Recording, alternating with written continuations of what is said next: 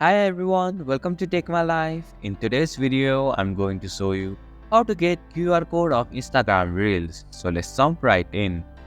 First, open the Instagram app, go to the Reels section,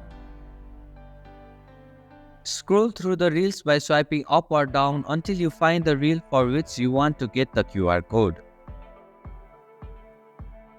Once you have found the Reel, look for the three dots icon located at the right side of the Reel. Tap on this icon to open a menu of options.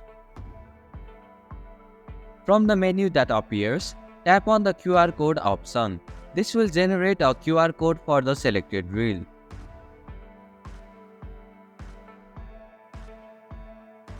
And this is how you can get QR code of Instagram Reels.